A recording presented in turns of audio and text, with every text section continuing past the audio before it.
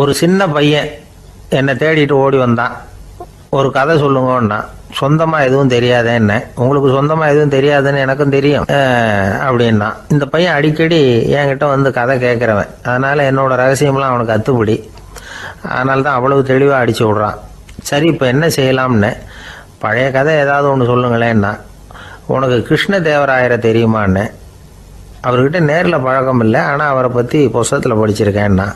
சரி, இவன்கிட்ட மேற்கொண்டு பேச்சு கொடுத்தா நம்மளை ஒரு மாதிரி ஆக்கி விடுவான் அப்படிங்கிறத யூகம் பண்ணிட்டு அவனை உட்கார வச்சு கடைசி வரைக்கும் குறுக்க பேசக்கூடாது அப்படின்னு ஒரு கண்டிஷனையும் போட்டுட்டு அந்த கதையை சொன்னேன்.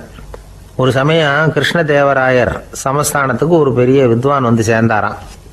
என்னோட போட்டி போடுறதுக்கு இந்த ஊரில் யாராவது இருக்கீங்களா அப்படின்னு சவால் விட்டாராம்.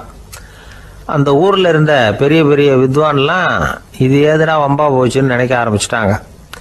யாரும் அந்த ஆளோட போட்டி போடுறதுக்கு தயாராக இல்லை. எல்லாரும் நடுங்கிக்கிட்டு இருக்கிறாங்க. அந்த நேரத்தில் ஒருத்தன் மட்டும் தைரியமாக முன்னுக்கு வந்தான். அது யாருன்னா தெனாலிராமன். அந்த சமஸ்தானத்தில் விகட கவி அவன். என்ன அனுப்புங்க போட்டிக்கு, நான் ஜெயிச்சு காட்டுறேன்னா. உனக்கு அவ்வளவு தைரியம் இருக்குதா அப்படின்னு கேட்டாங்க. தைரியம் மட்டும்தான் என்கிட்ட இருக்குது, ஆனால் தைரியம் இருந்தால் அதிர்ஷ்டம் தேடிட்டு வருங்கிறது எனக்கு தெரியும் அப்படின்னா. அடுத்த நாள் போட்டி ஆரம்பமாச்சு. அந்த பெரிய வித்வான் வந்து நின்னார். தெனாலிராமன் எதிரில் வந்து நின்னான். அந்த வித்வான் ஒரு விரலை காட்டினார்.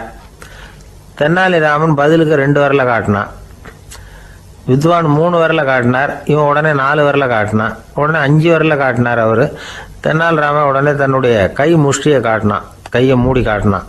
அவ்வளோதான். அந்த பெரிய வித்வான் கிருஷ்ணதேவராயர் காலில் விழுந்தார். நான் தோத்துட்டேன், என் தோல்வியை ஒத்துக்கிறேன் அப்படின்னு சொல்லிவிட்டார். கிருஷ்ணதேவராயர் அவரை தனியாக அழைச்சிட்டு போய் என்ன நடந்ததுன்னு விசாரித்தார். அந்த வித்வான் விளக்கம் கொடுத்தார். ஆண்டவன் ஒருவன் தான் உண்டுங்கிறத விளக்கிறதுக்காக நான் ஒரு விரலை காட்டினேன். அப்படி இல்லை, சக்தியை சேர்த்தா சக்தி சிவன் 2 பேர் உண்டுன்னு உங்கள் வித்வான் 2 விரலை காட்டினார். மூர்த்திகள் 3 பேருங்கிறதுக்காக நான் 3 விரலை காட்டினேன். வேதங்கள் 4ன்னு சொல்லி ஒரு 4 விரலை காட்டினார். பஞ்சபூதங்கள் 5ன்னு நான் 5 விரலை காட்டினேன். அதையெல்லாம் அடக்கி ஆளணும்னு சொல்லி அவர் கையை மூடி உறுதியாக காட்டினார். அடடா, உங்கள் வித்வானுக்கு எப்பேற்பட்ட அறிவு, அவர் தான் ஜெயிச்சார், நான் தோத்துட்டேன் அப்படின்னார் அவர். அப்படி சொல்லிவிட்டு அவர் போயிட்டார். அதுக்கப்புறம் தெனாலிராமனை கூப்பிட்டு என்னப்பா நடந்தது அப்படின்னு கேட்டாராம். அதுக்கு தெனாலிராமன் விளக்கம் கொடுத்துருக்குறான். அவன் முதல்ல என்னை கொன்னுடுவேன்னு அந்த வித்வான் ஒரு விரலை காட்டினான். உடனே ஒரு 2 கண்ணையும் தோண்டி போடுவேங்கிறதுக்காக நான் 2 விரலை காட்டினேன். உனக்கு நாமம் போட்டுருவேன்னு சொல்லி 3 விரலை காட்டினான். அதை அழிச்சிருவேன்னு 4 விரலை காட்டினேன். உன்னை அரைஞ்சிருவேன்னு அவன் 5 விரலை காட்டினான். நான் உங்களை குத்தி போடுவேன்னு சொல்லி கையை மூடி காட்டினேன் அப்படின்னா. இப்போ பாருங்க, ஜெயிச்சது யார்? தைரியம் மட்டும் இருந்துட்டா அதிர்ஷ்டம் தானாக தேடி வருங்கிறது எவ்வளவு உண்மையாக போச்சு. அதனால் நாம் எப்பவும் தைரியமாக இருக்கணும்னு சொல்லிவிட்டு என் எதிரில் கதை கேட்டுட்டு உட்காந்துருந்த சின்ன பையனை பார்த்தேன். அவன் என்னை நிமிர்ந்து பார்த்தான். அவன் தன்னோட கை கால் 2ஐயும் ஒரு மாதிரியாக என் முன்னால் தூக்கி 20 விரலை காட்டினான்.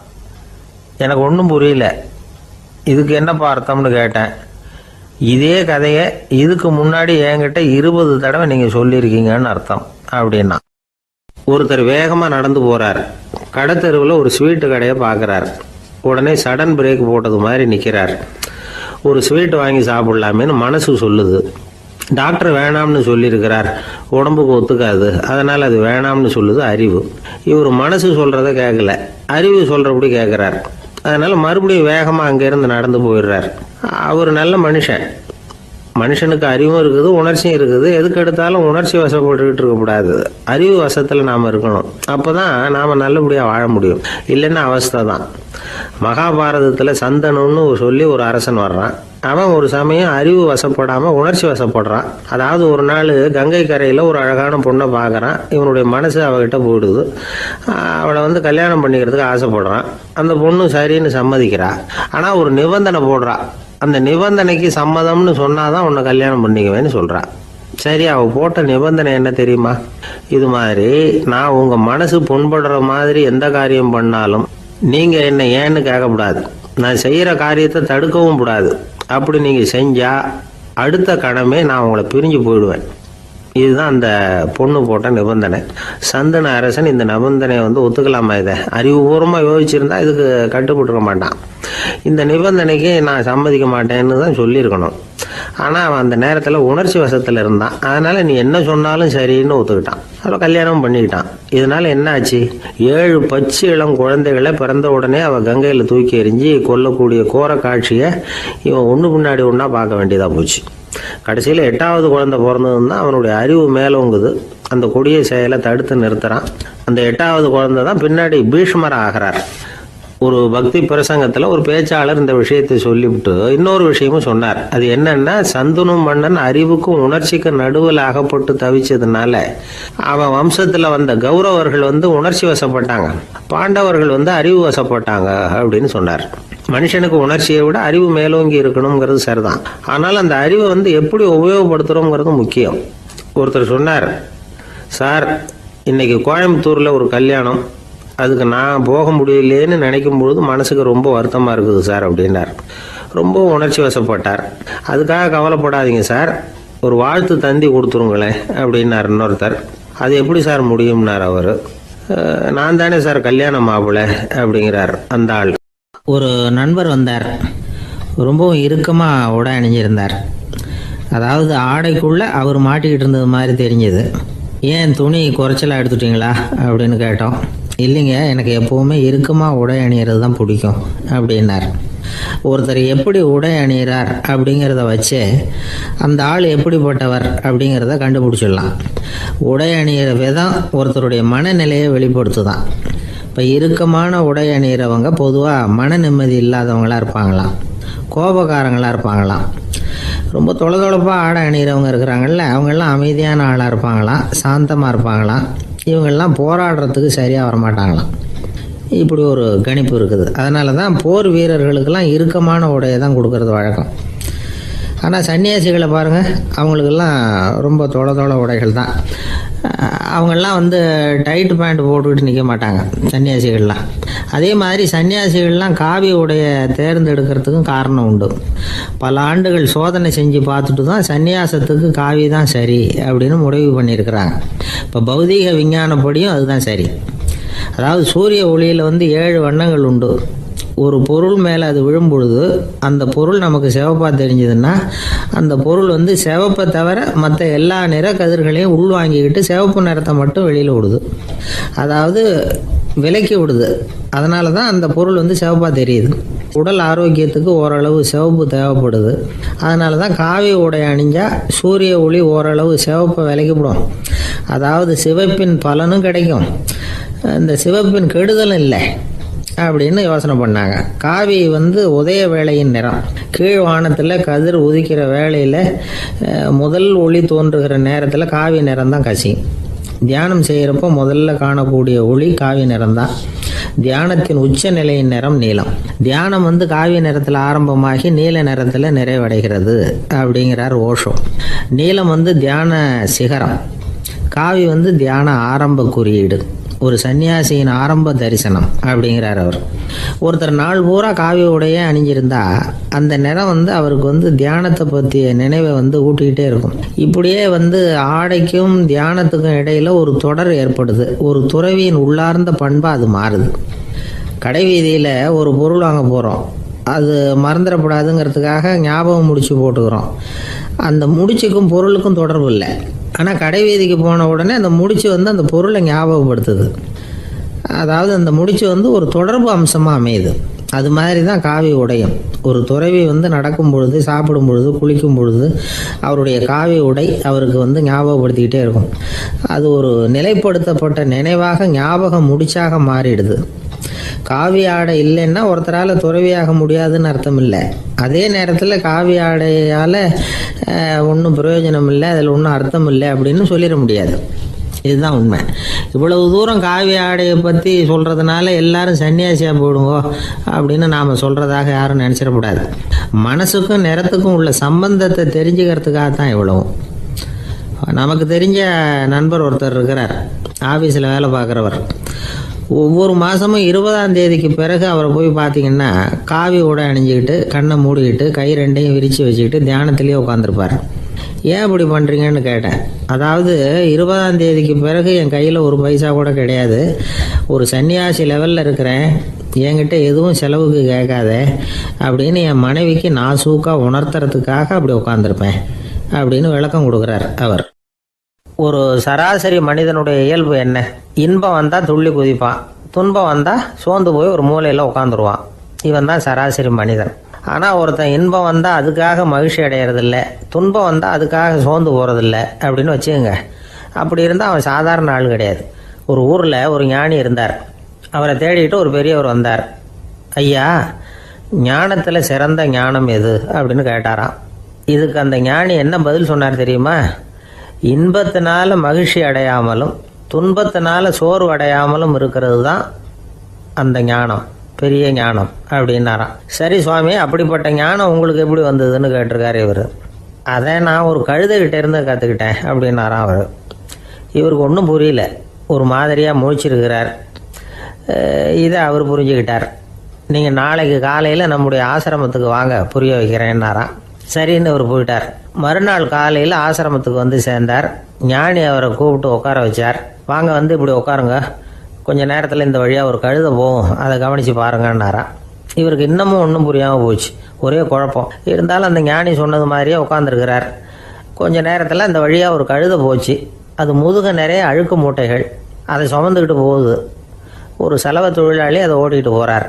கொஞ்சம் தூரத்தில் ஒரு ஆறு இருக்குது. அங்கே போய் துணியெல்லாம் சுத்தப்படுத்திக்கிட்டு சாயந்தரமாக திரும்பி இந்த வழியாகவே வருவாங்க. ஞானி சொன்னது மாதிரியே இந்த பெரியவர் அழுக்கு மூட்டையை சுமந்துக்கிட்டு போகிற அந்த கழுதையை கவனித்தார்.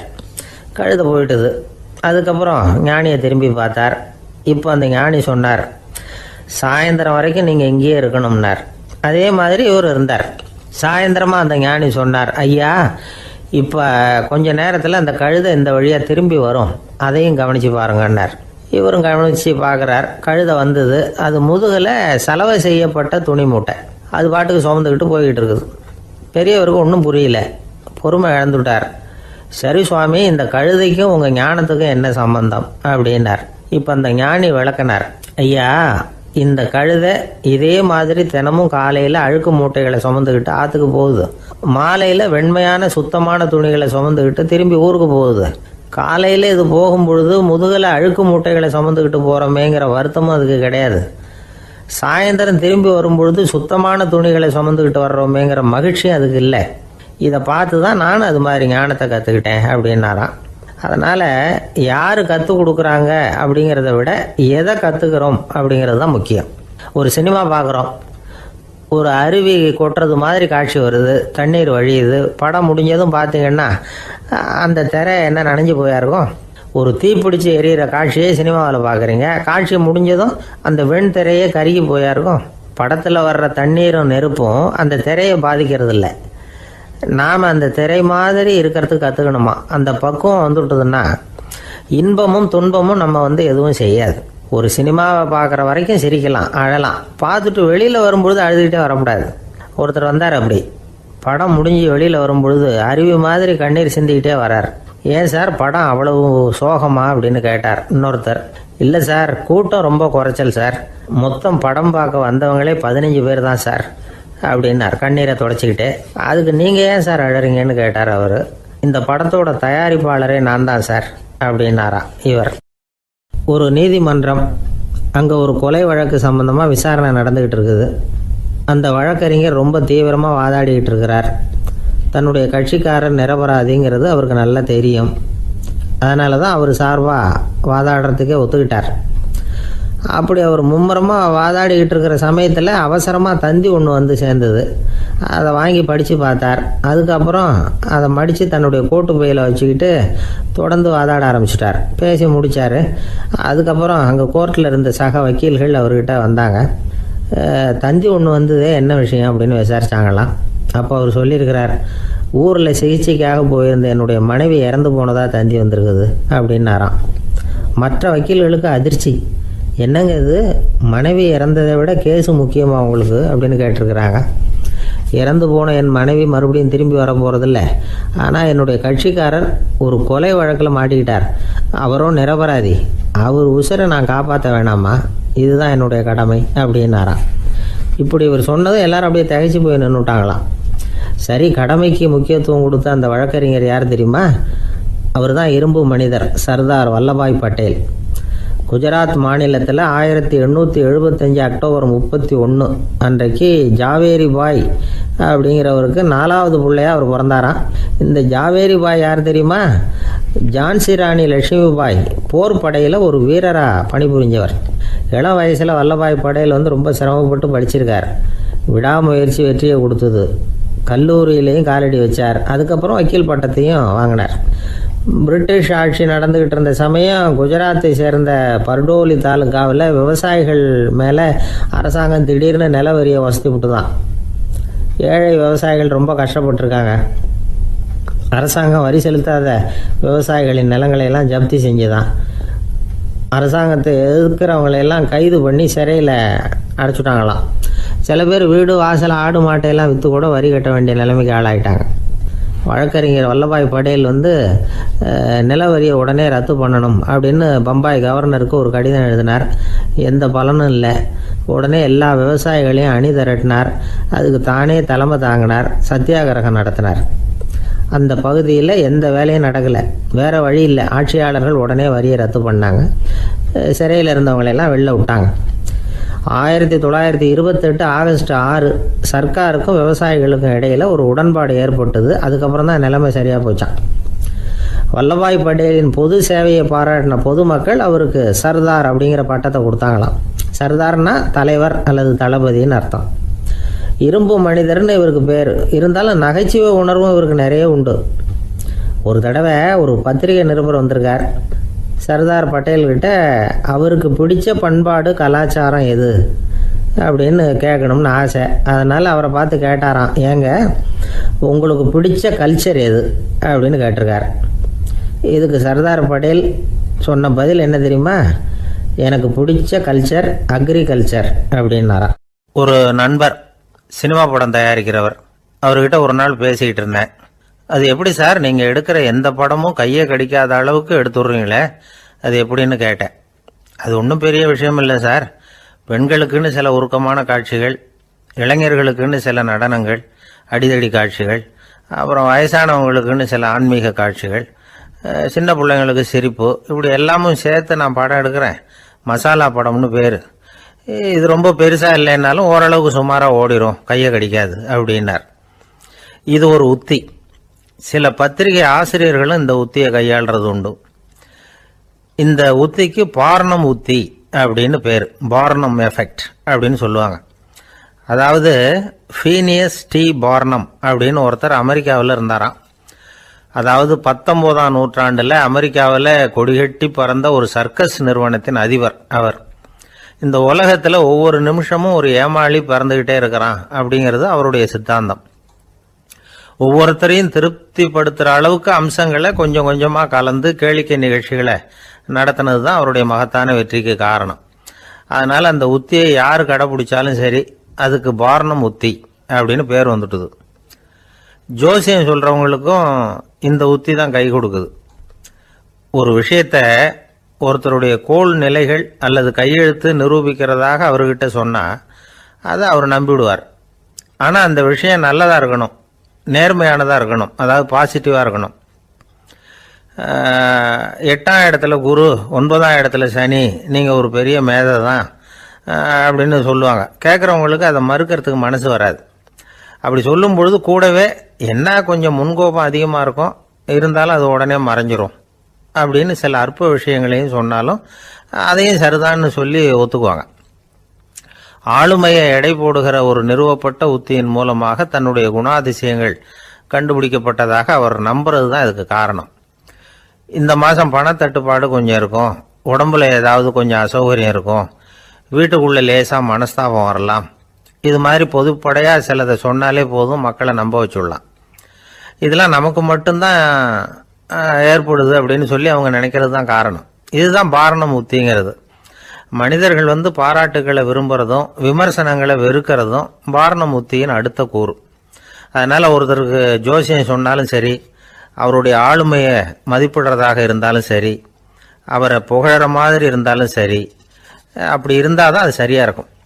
சாதகமான விஷயங்களை அதிகமாகவும் பாதகமான விஷயங்களை நாசூக்காகவும் சொன்னால் மக்கள் அதை நம்பிவிடுவாங்க. ஒருத்தரை கருமின்னு சொன்னால் ஏற்றுக்க மாட்டார். அதையே கொஞ்சம் மாற்றி நீங்கள் கொஞ்சம் சிக்கனமான ஆசாமி அப்படின்னு சொன்னால் நீங்கள் சொல்கிறது சரிதான் சார் அப்படிம்பார். நீங்கள் பெரிய செலவாளி தான், இருந்தாலும் நல்ல விஷயங்களுக்கு தான் செலவழிப்பீங்க அப்படின்னு சொல்லணும். இப்படி இந்த வாரணம் உத்தியை கடைபிடிச்சி இன்னைக்கு வெற்றிகரமாக காலம் தள்ளுறவங்க நிறைய பேர் இருக்கிறாங்க. இந்த உலகத்தில் ஒவ்வொரு நிமிஷமும் ஒரு ஏமாளி பறந்துக்கிட்டே இருக்கிறான் அப்படிங்கிறது தான் ஃபீனியஸ் பார்னம் அவர்களுடைய நம்பிக்கை. அதை விட அடுத்தவங்களை ஏமாளியாக நினைக்கிற மனுஷர்கள் தான் இன்னைக்கு உலகத்தில் ரொம்ப அதிகம். ஒருத்தர் தன்னுடைய மேல் அதிகாரிகிட்ட போய், ஐயா ஒரு நாள் லீவு வேணும், என் தங்கச்சிக்கு கல்யாணம் அப்படின்னார். அவர் பார்த்தார், ஒரு 10 நிமிஷம் வெளியில் இருங்கன்னார். 10 நிமிஷம் கழித்து கூப்பிட்டார், இதை பாருங்க, நீங்கள் சொல்கிறது பொய். இப்போ உங்கள் தங்கச்சிக்கு ஃபோன் பண்ணேன், அவங்க தனக்கு 2 வருஷத்துக்கு முன்னாடியே கல்யாணம் ஆகிட்டதாக சொல்கிறாங்க அப்படின்னார். உடனே இவர் சொன்னார், சார் இப்போ நீங்கள் சொல்கிறதும் பொய்யா தான் இருக்கணும், ஏன்னா நிஜமாக எனக்கு ஒரு தங்கச்சியே கிடையாது அப்படின்னார். சில பேர் ஆளை பார்த்தா 60 வயசு மாதிரி தோணும், உண்மையான வயசு என்னன்னு பார்த்தா 40 அல்லது 45ம்பாங்க. சில பேரை பார்க்கறதுக்கு 45 மாதிரி தெரியும், உண்மையிலேயே 65 தாண்டி இருப்பாங்க. ஒரு மனிதனுக்கு 2 வகையான வயது உண்டுங்கிறார் ஓஷோ. அதாவது உடம்புக்குன்னு ஒரு வயசு, மனசுக்குன்னு ஒரு வயசு. முதல் உலக மகாயுத்தம் நடந்தது இல்லையா, அது முடிஞ்சதுக்கு அப்புறம் முதல் தடவையாக மனிதனின் மூளை வளர்ச்சியை பற்றி மனநல வைத்தியர்கள் ஒரு கணக்கெடுப்பு சோதனை நடத்தினாங்களாம். அது வரைக்கும் மனிதனுக்கு 2 வகையான வயது உண்டுன்னு யாரும் சிந்திச்சதே இல்லையா. அந்த உலக மகாயுத்தம் முடிஞ்சதுக்கு அப்புறம் மனிதனுடைய சராசரி மனதின் வயதை கணக்கிட்டு பார்க்கும் பொழுது அவங்களுக்கெல்லாம் ரொம்ப அதிர்ச்சியாக இருந்துதான். ஏன்னா அது ரொம்ப பின்தங்கிய நிலையில் இருந்திருக்கு, வளர்ச்சி அடையாத நிலையில் இருந்திருக்கு. அவங்க கண்டுபிடிச்ச பிரகாரம் அப்போ மனசோட சராசரி வயசு என்ன தெரியுமா, 14. அப்படின்னா பார்த்துங்க, உடல் ரீதியாக ஒருத்தரோட வயசு 70 கூட இருக்கலாம், ஆனால் மனசோட வயசு 14 தான். இதுக்கு நேர்மாறாக அமைஞ்சு போச்சுன்னு வச்சுங்க. அதாவது ஒருத்தருக்கு உண்மையிலேயே 14 வயசு, அதாவது உடலோட வயசு 14, அவரோட மனசின் வயசு 70ன்னு வச்சுக்கோங்க. இப்படி அமைஞ்சுட்டுதுன்னா அவர் சீக்கிரம் ஞானத்தன்மை அடைஞ்சிருவார் அப்படின்னு அர்த்தம். இப்போ நமக்கெல்லாம் உடம்போட வயசு மனசோட வயசு ரெண்டும் ஒன்றா இருந்துட்டா அதுவே போதும், அதுவே பெரிய விஷயம். இப்போ எமர்சன் கிட்ட போய் ஒருத்தர் கேட்டாராம், உங்கள் வயசு என்ன அப்படின்னு. அவர் உடனே பதில் சொல்லியிருக்கார், 360 வருஷம் அப்படின்னாராம். கேட்டவர் குழம்பி போயிட்டார். அவர் என்ன சொல்கிறாரு, 360 வயசா, என்ன நம்ம காதில் தான் சரியாக விழலையா? எமர்சன் எப்பவும் உண்மையை பேசுகிற ஒரு சிறந்த அறிவாளி, அவர் இப்படிலாம் பொய் சொல்ல மாட்டாரே அப்படின்னு ஒரு யோசனை பண்ணிக்கிட்டே இவர் மறுபடியும் அவர் கிட்ட போனாராம். ஐயா நீங்கள் சொன்னது சரியாக என் காதில் விழலை, அதனால் மறுபடியும் கேட்குறேன், உங்கள் வயசு என்ன அப்படின்னாராம். எமர்சன் மறுபடியும் சொல்லியிருக்கிறார் 360 வருஷம்னு. வந்தவருக்கு உண்மையிலேயே அதிர்ச்சியாக போட்டுது. அதுக்கப்புறம் மெதுவாக ஆரம்பித்தாராம், ஐயா நீங்கள் சொல்கிறத என்னால் ஏற்றுக்க முடியாது, எப்படி பார்த்தாலும் இப்போ உங்களுக்கு வயசு ஒரு 60க்கு மேலே இருக்காதுன்னு நினைக்கிறேன் அப்படின்னாராம். நீங்கள் சொல்கிறது சரிதான், அது என் உடம்போட வயசுன்னாராம் எமர்சன். அப்படின்னா ஏற்கனவே நீங்கள் சொன்னது அப்படின்னு கேட்டிருக்காரு, அது என் மனசோட வயசு அப்படின்னாராம். நம்மளை பொறுத்த வரைக்கும் அறிவு தூசு படிஞ்சிருக்கு, அது மாதிரியே அன்பும் மாசுபட்டிருக்கு. இது ரெண்டையும் சுத்தம் பண்ண வேண்டியிருக்குது, அப்போ தான் நாம் சரியான வயசில் வாழ முடியும். ஒரு ஆசாமி இருக்கிறார், அவருக்கு உடம்போட வயசு அதிகம், மனசோட வயசு ரொம்ப குறைச்சல், குழந்தை மாதிரி. அவர் ஒரு ஆஸ்பத்திரியில் படுத்திருக்கிறார். நர்சம்மா எல்லாருக்கும் மருந்து கொடுத்துட்டு போகிறாங்க. கொஞ்ச நேரம் கழித்து திரும்பி வந்தாங்க. அப்போ இவர் அந்த அம்மாவை கூப்பிட்டு சொல்கிறார், இதை பாருங்கள் சிஸ்டர், நீங்கள் எல்லாருக்கும் சின்ன சின்ன மாத்திரையாக கொடுத்துட்டு எனக்கு மட்டும் நீளமான மாத்திரையாக கொடுத்துட்டீங்க, முழுங்கிறதுக்கு ரொம்ப கஷ்டமாக போச்சு, இனிமேல் எனக்கும் சின்ன மாத்திரையாக கொடுங்க சிஸ்டர் அப்படின்னாராம். அந்த அம்மா உடனே அதிர்ச்சியாகி தலையில் அடிச்சுக்கிட்டாங்களாம். நான் கஷ்டப்பட்டு மாத்திரையை முழுங்கினத்துக்கு நீங்கள் ஏமா தலையில் தட்டிக்கிறீங்க அப்படின்னு கேட்டிருக்காரு இவர். இதுக்கு அவங்க சொல்லியிருக்கிறாங்க, நான் உங்களுக்கு கொடுத்துட்டு போனது மாத்திரை இல்லைங்க, அது தெர்மாமீட்டர் அப்படின்னாங்களாம். ஒருத்தர் ஓடி வந்தார், இன்னொருத்தரை பார்த்து, சார் உங்கள் சைக்கிளை ஒரு நாள் இரவல் கொடுங்களேன், பக்கத்து ஊருக்கு போயிட்டு வர வேண்டியிருக்கு அப்படின்னார். இவர் சைக்கிளை கொடுத்து பத்திரமா கொண்டுட்டு போங்கன்னார். சார் இதை பத்திரமா கொண்டு போகிறேன், கவலையே வேணாம், ஏன்னா இது உங்களோட சைக்கிள் அப்படின்னு நான் நினைக்கல, என்னோட சைக்கிளாக நினைக்கிறேன் அப்படின்னார். அதுக்கப்புறம் தான் இவருக்கு உண்மையாகவே பயம் வந்துட்டுது. ஏன்னா அவர் சொன்னது மாதிரி அதை தன்னோட சைக்கிளாகவே நினச்சி தள்ளிட்டு போட்டா என்ன பண்ணுறது? எது எதை நம்முடையதா நினைக்கணுங்கிறதுக்கு ஒரு வரையறை இருக்குது. சில பேர் ஆஃபீஸையே வீடாக நினச்சி விடுறது உண்டு. அப்படிப்பட்டவங்க கூட வீட்டை ஆஃபீஸாக நினைக்கிறது இல்லை. ஏன்னா வீட்டில் இவர் ஆஃபீஸராக நடந்துக்க முடியறதில்ல. இதெல்லாம் ஒரு பக்கம் இருக்கட்டும், இப்போ விஷயத்துக்கு வருவோம். பொறியியல் மேதை டாக்டர் விஸ்வேஸ்வரய்யா இருந்தார் இல்லையா, பாரத ரத்னா விருதெல்லாம் கொடுத்தாங்களே. ஆஃபீஸ் வேலை வேற, சொந்த வேலை வேற அப்படிங்கிறதுக்கு ஒரு உதாரணமாக இருந்தவர் அவர். மைசூர் மகாராஜா கிட்ட திவானா இருந்தார். அவர் ஒரு நாள் அரசாங்க வேலை காரணமாக வெளியூர் போயிருந்தார். ஹாசன்கிற ஊருக்கு பக்கத்தில் ஒரு பயண மாளிகை, அங்கே தங்கிவிட்டார். ராத்திரி அங்கே தங்கி இருந்துட்டு விடிஞ்சதும் ஊருக்கு திரும்புறதாக திட்டம். ராத்திரி தூங்குறதுக்கு ரொம்ப நேரம் ஆயிட்டுது. ரொம்ப நேரம் வரைக்கும் அரசாங்க சம்பந்தப்பட்ட வேலைகளையே பார்த்துக்கிட்டு இருக்கிறார். அரசாங்க ஃபைல்கள் நிறைய இருந்தது. அதையெல்லாம் ஒவ்வொன்றா எடுத்தார், படித்து பார்த்தார், பரிசீலனை பண்ணார். அதில் எழுத வேண்டியதை எழுதினார், கையெழுத்து போட்டார். ஒரு வழியாக அந்த வேலையெல்லாம் முடிஞ்சுது. அதுக்கப்புறம் என்ன பண்ணார்னா, தன்னுடைய சூட்கேஸை திறந்தார். அதிலிருந்து 2 மெழுகுவத்தியை எடுத்து கொளுத்தி வச்சார். அந்த பயண மாளிகையில் அது வரைக்கும் எரிஞ்சுக்கிட்டு இருந்த மின்சார விளக்குகளை அணைச்சுட்டார். அதுக்கு பிறகு அந்த மெழுகுவத்தி வெளிச்சத்தில் சில புத்தகங்களை தொடர்ந்து படிக்க ஆரம்பிச்சிட்டார். அந்த பயண மாளிகையில் பணியாளராக இருந்தவர் இதை பார்த்துட்டு ஓடி வந்தார். மறுபடியும் மின் விளக்கு போடுறதுக்காக போனார். விஸ்வேஸ்வரய்யா அதை பார்த்துட்டு போட வேணாம்ட்டாராம். இது வரைக்கும் நான் அரசாங்க அலுவல்களை கவனிச்சுக்கிட்டு இருந்தேன், அதனால் மின் விளக்குகள் அப்போ எரிஞ்சதில் தப்பு இல்லை.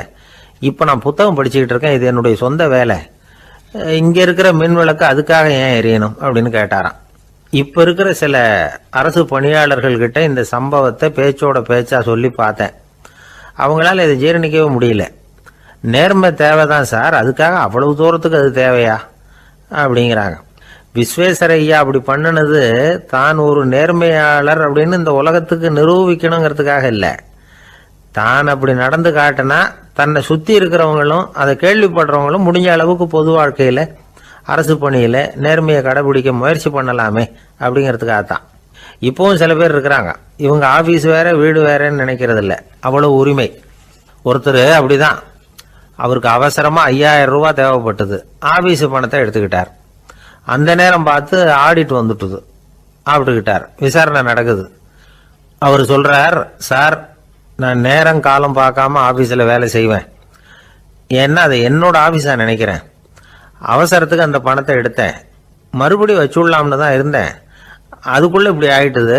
நீங்கள் என்ன நினச்சாலும் சரி, நான் ஆஃபீஸ் வேற வீடு வேற அப்படின்னு நினைக்கிறது இல்லை, அது என்னோட சுபாவம் அப்படின்னார். விசாரணை பண்ணவர் தீர்ப்பு வழங்கினார். உங்கள் சுபாவத்துக்கு மதிப்பு கொடுத்து நானும் தீர்ப்பு வழங்குறேன். நீங்கள் கொஞ்ச நாள் ஜெயிலில் இருந்துட்டு வாங்க, அது உங்களுக்கு கஷ்டமாக இருக்காதுன்னு நினைக்கிறேன். ஏன்னா அங்கே போனாலும் நீங்கள் உங்கள் சுபாவப்படி வீடு வேற ஜெயில் வேறன்னு நினைக்க மாட்டீங்க அப்படின்னாராம். ஒரு நண்பர் யாருக்கோ ஃபோன் பண்ணிட்டு இருந்தார். அவர் பேசி முடிச்சதும் நான் அவரை பார்த்து, இப்போ ஃபோன் பண்ணீங்களே அந்த ஃபோன் நம்பர் என்ன அப்படின்னு கேட்டேன். அவர் தலையை சொரிஞ்சுக்கிட்டார், ஞாபகம் வரலன்னார். சரி சார் அதை விடுங்க, உங்கள் மனைவி பேர் என்ன அப்படின்னு கேட்டேன். மாலதின்னார். என்ன சார் இது வேடிக்கை, கொஞ்ச நேரத்துக்கு முன்னாடி பேசின ஃபோன் நம்பர் மறந்து போச்சு, எப்போவோ கல்யாணம் பண்ணிக்கிட்ட மனைவி பேர் மறக்கலை, அதை கரெக்டாக சொல்லிவிட்டீங்களே அப்படின்னு கேட்டேன். அவர் என்ன ஒரு மாதிரியாக பார்த்தார். அவர் அப்படி என்னை பார்த்ததில் ஒன்றும் தப்பு இல்லை, ஏன்னா நாம் எல்லாருமே அப்படித்தானே, ஒரு குறிப்பிட்ட காரியத்துக்காக தொலைபேசியில் ஒருத்தட்ட பேசுகிறோம், அதுக்கப்புறம் அந்த எண் நமக்கு அனாவசியம், அதனால் மறந்துடுறோம். இதுக்கு பேர் தான் தற்காலிக ஞாபகம். ஆனால் மனைவி பேரை மறந்துட முடியுமா? முடியாது. அது அவசியமான ஒன்று. அடிக்கடி அந்த பேரை உபயோகப்படுத்துகிறோம், அதனாலேயும் அது முக்கியங்கிறதுனாலேயும் அதை மறக்கிறது இல்லை. இதுக்கு பேர் நிரந்தர ஞாபகம். சரி, இந்த தற்காலிக ஞாபகம் நிரந்தர ஞாபகம் இது 2 ஞாபக அளவுகளையும் கட்டுப்படுத்துறது எது அப்படின்னா மூளைக்குள்ள நடக்கிற மின்சார நடவடிக்கைகள் தான். தற்காலிக ஞாபகம் ஒரு மின்னல் மாதிரி தோன்றி மறையுது. நிரந்தர ஞாபகம் ஒரு படிவம் போல மூளையில படிஞ்சுடுது. ஒரு சம்பவத்தின் பல பிரதிகள் மூளையில பல்வேறு பகுதிகளிலேயும் படியறதுனால ஒன்று மறைஞ்சாலும் மறந்தாலும் இன்னொன்று மறையறதில்ல. இப்படிப்பட்ட நிலைமையில தான் இந்த தொண்டையில இருக்கு வாயில் வரமாட்டேங்குது சார் அப்படிமா. ஒருத்தருக்கு எந்த துறையில ஆர்வமும் ஈடுபாடும் அதிகமோ அது சம்பந்தமான ஞாபக சக்தி அதிகமா இருக்கும். தொழிலை விரும்புகிற ஒரு டெலிபோன் ஆபரேட்டருக்கு எண்கள்லாம் நல்ல ஞாபகம் இருக்கும். அது மாதிரி கவிஞர்களுக்கு வார்த்தைகள் நல்ல ஞாபகத்தில் இருக்கும். இது ஒரு பக்கம் இருந்தாலும் ஒரு மூளை எண்களை விட எழுத்துக்களை விட படங்களை ரொம்ப சுலபமா ஞாபகத்தில் வச்சுக்குது. புரிஞ்சுக்கிற தன்மை, அனுபவம், புத்தி கூர்மை இது கூடி குறையிறத பொறுத்து ஞாபக சக்தியும் ஏறும் இறங்கும். இப்போ உதாரணத்துக்கு ஒரு பையனுக்கு படித்தது எதுவும் ஞாபகத்தில் இல்லைன்னா அவன் அதை சரியா புரிஞ்சுக்கலன்னு அர்த்தம். இந்த மறதிங்கிறது எந்த சமயத்தில் ஒரு பிரச்சனை ஆகுது தெரியுமா? உங்களுக்கு வேண்டியப்பட்ட ஒருத்தரை ஞாயிற்றுக்கிழமை சாயந்தரம் சரியா 5 மணிக்கு கடற்கரைக்கு வர சொல்லிவிட்டு அந்த நேரத்தை மறந்துட்டா அது பரவாயில்ல, வர சொன்னதையே மறந்துட்டாதான் நிலைமை மோசம்னு அர்த்தம். இப்படி இருந்தா இது சிகிச்சை எடுத்துக்க வேண்டிய நிலைமைங்கிறத புரிஞ்சுக்கணும். ஆமா, இதுக்கும் மருந்து இருக்கு. ஆனா மூளை குறிப்பிட்ட அளவுக்கு கீழே இயங்குறப்போவோ இன்னொன்னு சொல்லுவாங்க, இந்த நியூரோ டிரான்ஸ்மிட்டர் அப்படின்னு சொல்லுவாங்க. அப்படிங்கிற மூளை ரசாயனம் ரொம்பவும் குறைஞ்சி போறப்போ மட்டும்தான் உபயோகப்படும். டாக்டர் என்ன சொல்றாங்க தெரியுமா? மூளையை பொறுத்த வரைக்கும் அதுல ஞாபக சக்தி அதிகமா உள்ள மூளை, மறதி உள்ள மூளை அப்படின்னு ஒன்றும் கிடையாது அப்படிங்கிறாங்க. நினைவு வச்சுக்கிறதுக்கு பயிற்சி அளிக்கப்பட்ட மூளை, பயிற்சியற்ற மூளை அப்படின்னு வேணும்னா சொல்லலாம் அப்படின்னு சொல்றாங்க. அதனால நம்ம ஞாபக சக்திங்கிறது நம்ம கிட்ட இருக்கிற பயிற்சி, முயற்சி இதை பொறுத்து தான் அமையும். ஒருத்தர் ஒரு பென்சிலை எங்கேயோ வச்சுக்கிட்டு தேடிக்கிட்டு இருந்தார். அப்புறம் என்னமோ தீவிரமா யோசனை பண்ணி அதை ஞாபகப்படுத்தி பார்த்துக்கிட்டு இருந்தாராம். எதிரில் உட்கார்ந்துருந்தவர் சொன்னார், பென்சிலை தானே தேடிட்டு இருக்கீங்க, அது உங்க வலது காதில் இருக்குது சார் அப்படின்னாராம் அவரு. இதுக்கு அவரு சொல்லியிருக்காரு, பென்சிலை வலது காதில் தான் வச்சிருக்கேங்கிறது எனக்கு நல்லா ஞாபகம் இருக்கு, ஆனா எது வலது காதுங்கிறது தான் மறந்து போச்சு அப்படின்னாராம். அவர் அதை தான் யோசிச்சுட்டு இருந்திருக்கிறார். ஒருத்தர் ரொம்ப கவலையோட உட்காந்துருந்தார். எதை பத்தி சார் கவலைப்படுறீங்கன்னு கேட்டோம். எதிர்காலத்தை பத்தி கவலைப்படுறேன்னார். ஏன்னு கேட்டோம். என்ன பண்றதுன்னே தெரியல சார், எதிர்காலம் ஒரே இருட்டா இருக்கு, பாதையே புரியலன்னார். இன்னைக்கு நம்ம இளைஞர்கள் பல பேருக்கு எதிர்காலம் இருட்டா தான் தெரியுது. அவங்கெல்லாம் இந்த கதையை கொஞ்சம் கேட்கணும். ஒரு மலை அடிவாரத்தில் ஒரு சின்ன கிராமம். அந்த மலை ரொம்ப உயரமானது. அடர்த்தியா செடி கொடிகள் மரங்கள் அதில் மண்டி கிடக்குது. பகல் வேளையில் இருட்டாக தான் இருக்கும், அவ்வளவு அடர்த்தி. அந்த மலை உச்சியில் ஒரு கோவில். முத நாள் ராத்திரியே புறப்பட்டாதான் காலையில் அந்த கோயிலுக்கு போய் சேர முடியும். கிராமத்து இளைஞன் ஒருத்தன் அந்த மலை உச்சிக்கு போக வேண்டியிருந்தது. கையில் ஒரு விளக்கை எடுத்துக்கிட்டு முத நாள் ராத்திரியே புறப்பட்டான். புறப்பட்டு போனவன் கிராமத்து எல்லையிலேயே நின்றுட்டான். ஏன் தெரியுமா? அவன் கையில் இருந்த விளக்கோட வெளிச்சம் 10 அடி தூரத்துக்கு தான் தெரியுது. அது வரைக்கும் தான் பாதை தெளிவாக இருக்குது. அதுக்கு அப்பால எல்லாம் ஒரே இருட்டாக இருக்குது, பாதை புரியல. இவன் யோசனை பண்ணி பார்த்தான். மனசுக்குள்ள ஒரு சந்தேகம். 10 அடி தூரம் தானே வெளிச்சம் தெரியுது, அப்படின்னா நாம் 10 அடி தூரம் தானே போக முடியும். அதுக்கு அந்தாண்ட ஒரே இருட்டாக இருக்குதே, அதில் எப்படி நாம் நடந்து போகிறது? நாம் ரொம்ப தூரம் நடந்து போய் ஆகணுமே.